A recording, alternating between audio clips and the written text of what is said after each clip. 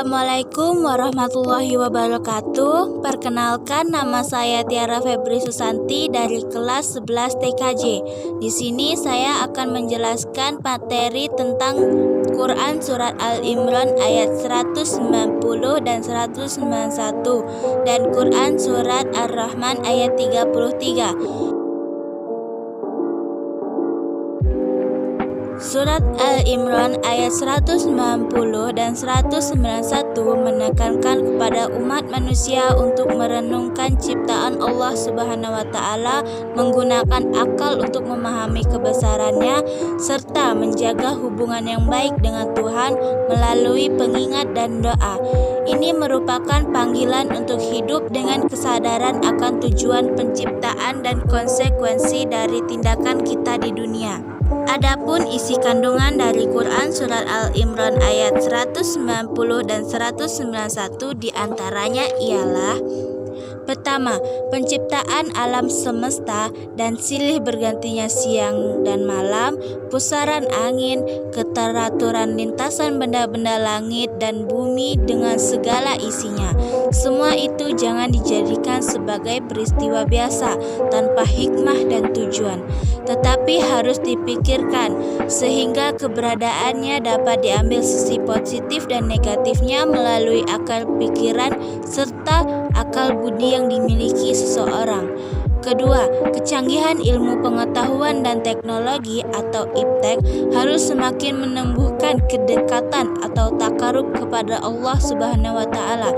Itu artinya semakin banyak ilmu yang dimiliki seseorang, hidupnya harus semakin baik dan benar di sisi Allah Subhanahu wa Ta'ala.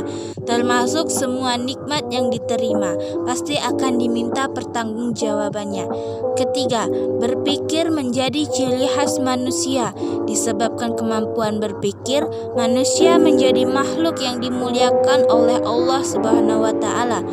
Keempat, peran sebagai khalifah diamanahkan kepada manusia karena faktor berpikir, juga karena kemampuan berpikir, ilmu pengetahuan dan teknologi akan diserap, didapat dan ditemukan.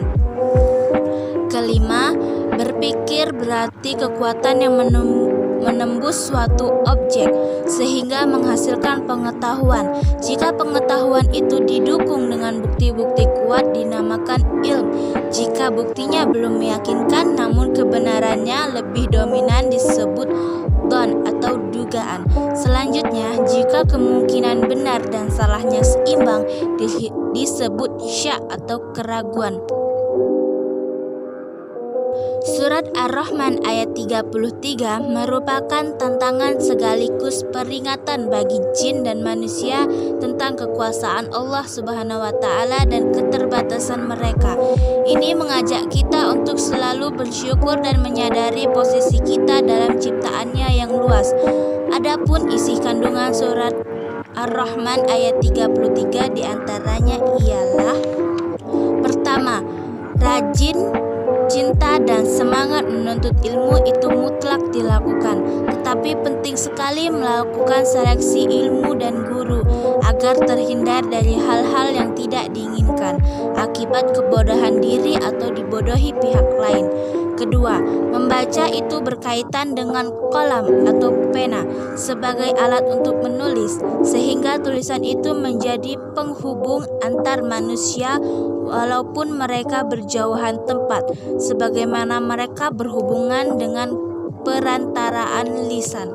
Ketiga, setiap orang harus bercita-cita memiliki iptek yang tinggi, sebagaimana peran para ulama, sehingga sampai kini meski sudah wafat, ilmu masih bermanfaat untuk generasi akan datang.